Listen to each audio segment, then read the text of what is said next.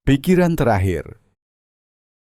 Senang sekali bisa membantu Anda belajar tentang Tuhan dan Yesus, kebohongan musuh yang akan Anda temui, dan apa yang akan terjadi. Saya berdoa agar Anda menyadari bahwa Anda dapat mempercayai Yesus dalam hidup Anda. Dia sangat mencintaimu sehingga Dia mati untukmu.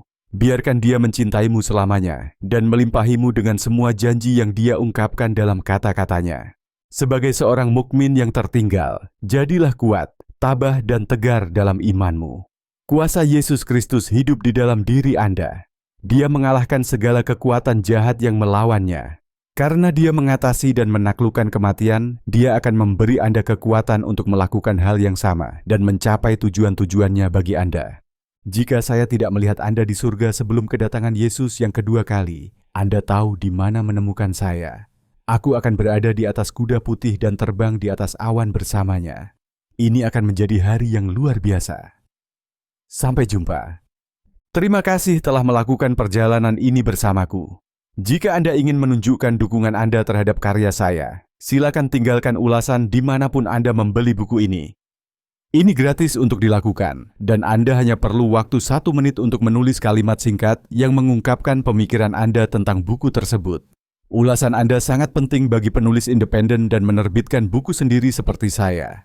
Algoritma internet dan toko buku online menyukai buku dengan ulasan. Buku tersebut lebih sering ditampilkan di hasil pencarian dan di bagian atas hasil pencarian dibandingkan buku tanpa ulasan.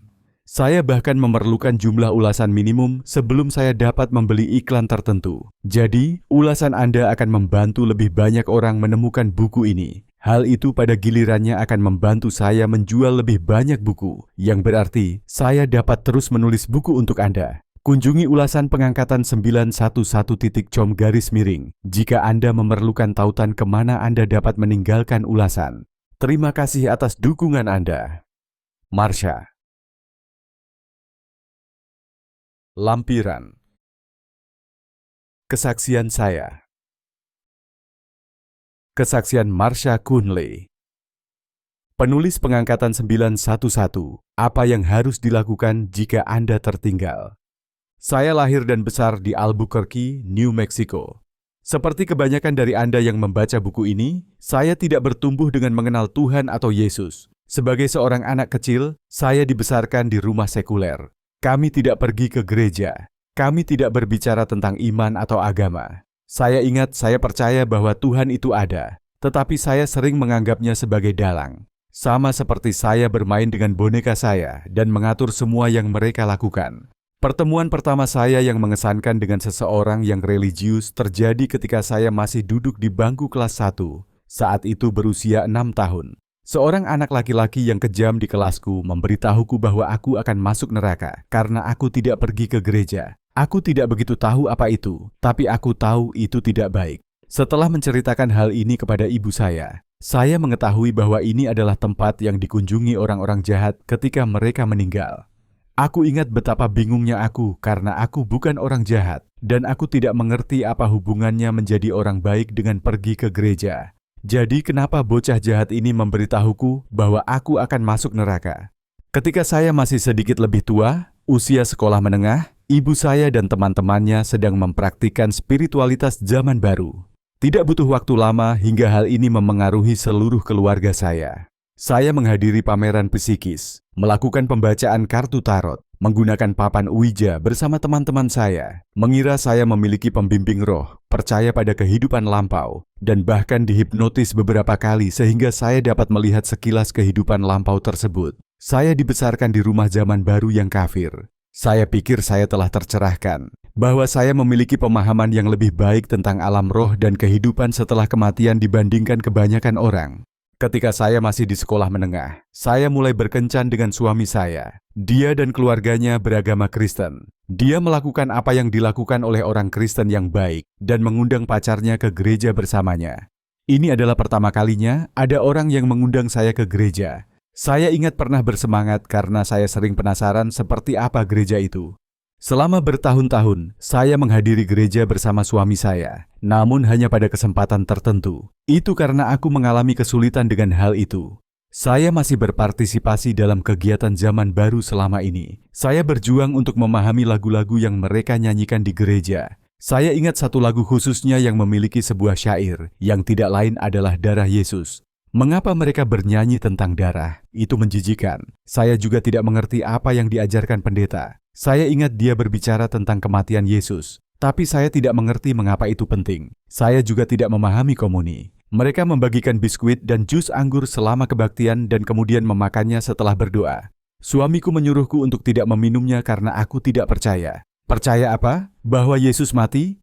Saya tidak mengerti. Aku merasa seperti akulah satu-satunya orang di gereja yang tidak ikut serta dalam komuni. Saya merasa seperti orang luar dan seperti dihakimi dalam setiap kebaktian. Saya tidak cocok. Saya tidak mengerti mengapa orang-orang Kristen ini percaya bahwa jalan mereka menuju surga adalah satu-satunya jalan. Sejujurnya saya percaya bahwa saya akan masuk surga karena saya adalah orang baik.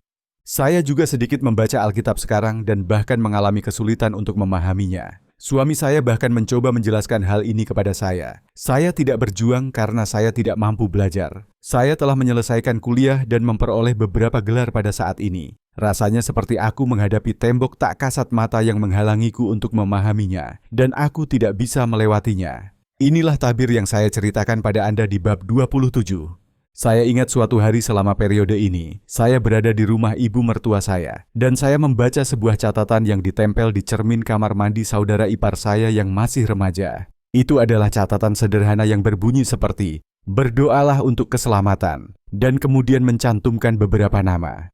Namaku ada di daftarnya. Saya terkejut dia berdoa agar saya diselamatkan. Kali ini berbeda dengan anak kecil di kelas 1 yang memberitahuku bahwa aku akan masuk neraka. Kali ini seseorang berdoa untuk saya. Itu membuatku takjub dan aku merasa istimewa. Hal itu berdampak pada saya dan, seperti yang Anda tahu, terus melekat pada saya sejak saat itu. Ketika aku hampir berumur 30 tahun, ibu mertuaku mengundangku ke kelas pelajaran Alkitab untuk wanita di gereja. Ini adalah pertama kalinya saya diundang ke pelajaran Alkitab. Karena saya kesulitan membaca Alkitab sendirian dan saya benar-benar bertanya-tanya apa isinya, saya pikir kelas ini akan membantu. Jadi saya memutuskan untuk pergi. Saya membaca buku dan kelas Beth Moore tentang percaya Tuhan. Aku tidak bisa menjelaskan dengan tepat apa yang terjadi di kelas ini, tapi saat itulah pemahamanku perlahan mulai membaik. Saya belajar banyak tentang Tuhan, Alkitab, dan mengapa kita bisa mempercayainya, dan apa saja janji-janji Tuhan. Saya bertemu Tuhan untuk pertama kalinya di kelas ini.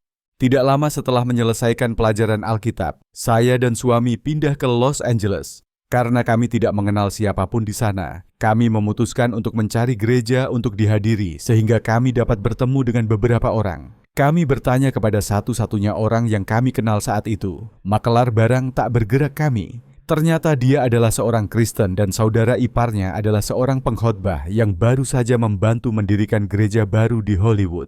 Pengkhotbah Tim Chaddick baru saja mulai mengajar melalui kitab Yohanes di dalam Alkitab. Dia tidak seperti pengkhotbah manapun yang pernah saya dengar sebelumnya. Dia sangat bersemangat dengan apa yang dia ajarkan, dan itu menular. Saya ingin memperhatikan dan mengetahui dari mana minatnya berasal. Aku belajar bahwa aku adalah orang berdosa, dan mengapa aku membutuhkan seorang penyelamat, bahwa Yesus mengasihiku, bahwa Yesus mati untukku, dan bahwa aku dapat diselamatkan dengan percaya kepada Yesus. Saya akhirnya mengerti arti darah Yesus. Saat itulah saya bertemu Yesus. Maju cepat beberapa bulan. Saya sendirian di luar kota, membolak-balik saluran televisi di kamar hotel saya mencoba menemukan sesuatu yang menarik untuk ditonton. Saya bertemu dengan beberapa wanita yang berbicara tentang Alkitab dan Yesus di salah satu saluran Kristen. Saya mendengarkan selama beberapa saat ketika mereka membagikan Injil, dan kemudian para wanita tersebut berkata bahwa saya dapat mengundang Yesus ke dalam hidup saya dan ke dalam hati saya.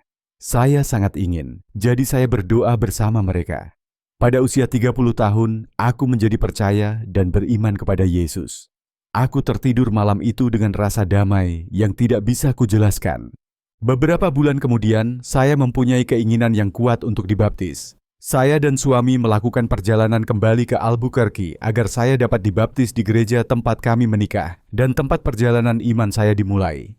Salah satu hal pertama yang saya lakukan setelah dibaptis adalah membersihkan semua barang-barang zaman baru yang saya miliki. Saya ingat pernah membaca tentang orang-orang yang merobohkan mezbah Baal di Perjanjian Lama. Saya ingin melakukan hal yang sama dalam hidup saya. Saya tidak ingin lagi berurusan dengan praktik atau kepercayaan zaman baru. Saya mengumpulkan buku, kartu tarot, musik, dan gambar, lalu membuang semuanya. Salah satu buku pertama yang saya baca setelah menjadi orang percaya adalah buku Heaven karya Randy Alcorn. Saya belum membaca keseluruhan Alkitab pada saat ini, dan saya tidak memiliki pemahaman yang baik tentang surga. Saya ingin tahu apa yang Alkitab katakan tentang hal itu sekarang, karena saya yakin saya akan tinggal di sana selamanya. Buku ini akhirnya mengarahkan hidup saya ke arah yang baru. Dalam buku Randy, dia mengatakan beberapa orang tidak akan mati. Sebaliknya, mereka akan dibawa ke surga dalam suatu peristiwa yang disebutnya pengangkatan. Saya sangat terpesona dengan ini dan harus belajar lebih banyak.